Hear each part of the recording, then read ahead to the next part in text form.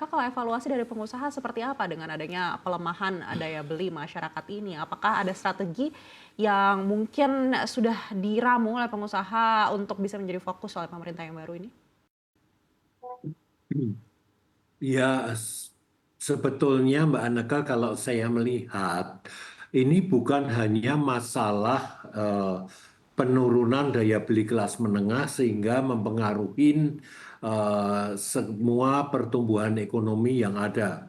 Kalau kita tahu, tentunya Mas Banjaran di sini lebih ahli dibanding saya ya, karena saya pelaku usaha, sedangkan Mas Banjaran ini kan lebih lihat review ekonominya.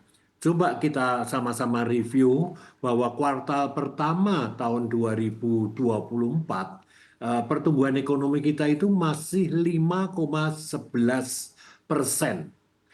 Kuartal kedua itu menurun menjadi 5,05% dan kuartal ketiga 4,95%.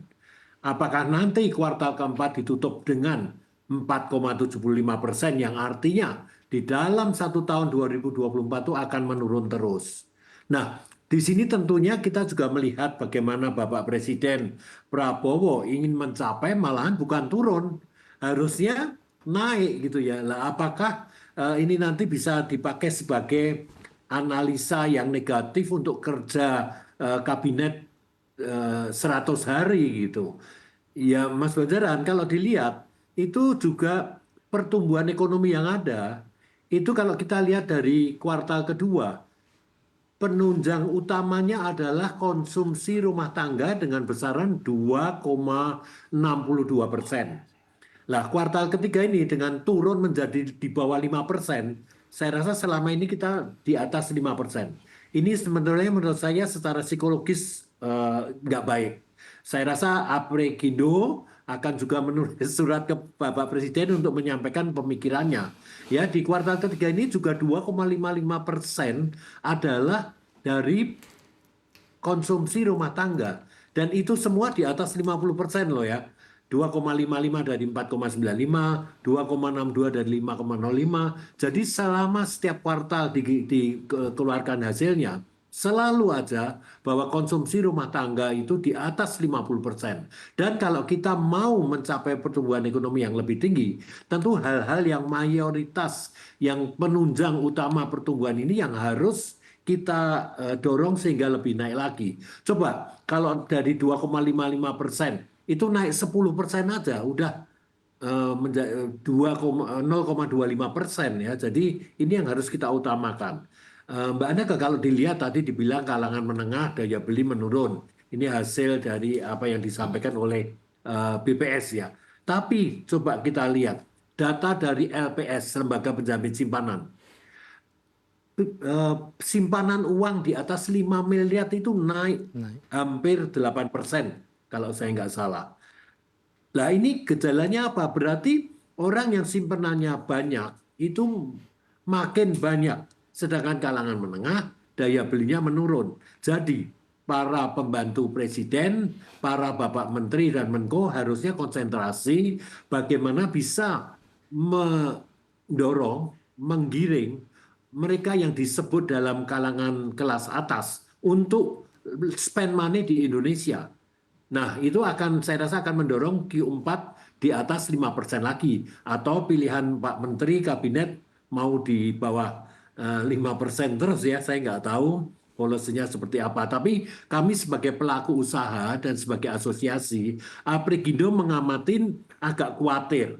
Kalau ini didiamkan saja dan Pak Prabowo nggak mendorong agar kenaikan konsumsi rumah tangga naik ini akan pertumbuhan ekonomi akan makin turun. Apalagi mau mencapai 8% ya nantinya.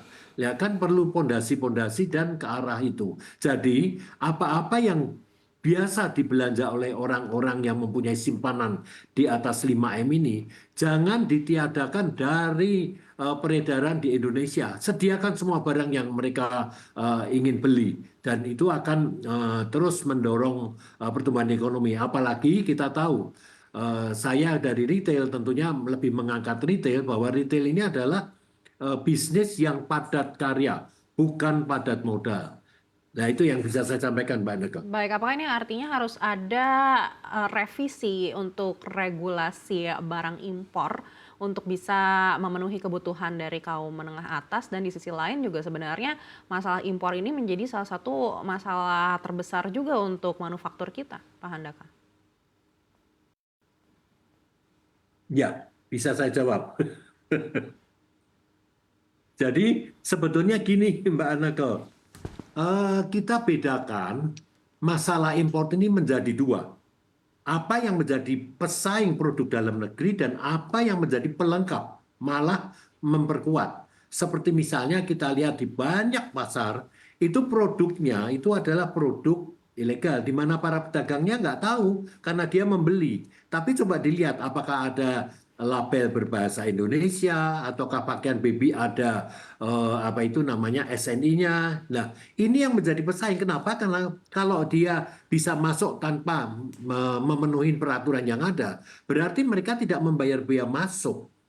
Lah, ini kan merugikan negara. Kedua, efeknya adalah mereka mematikan produk dalam negeri atau produk lokal dan juga produk UKM. Sedangkan yang bermerek atau global atau yang untuk kalangan menengah atas itu adalah mereka satu membayar bea masuk. Malahan kalau kita bicara pakaian jadi untuk merek merek kelas atas, mereka membayar bea masuk itu 25%. Itu pertama. Bayangkan bagaimana perbedaan antara harga di kita dengan Malaysia atau Singapura atau Thailand. Bea masuknya aja 25%. Kedua, mereka kena yang namanya PPN import 11%, jadi udah 36%. Ada lagi PPH import 7,5%. Jadi udah 43,5%. Ditambah lagi adanya keperluan yang disebut laporan surveyor, LS ya. Jadi ini semua biaya-biaya yang menyebabkan harga kita tinggi, tidak kompetitif di luar negeri,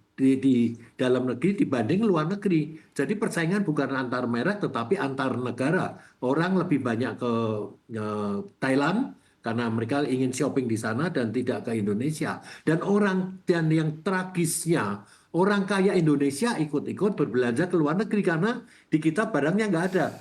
Selain tadi bea masuk PPH dan PPN, ada yang namanya kuota. Kuota ini dia diatur yang ditetapkan oleh Kementerian Perdagangan bahwa setiap yang diorder, yang diimport, itu ada pembatasan dari peraturan Dirjen Perdagangan Luar Negeri.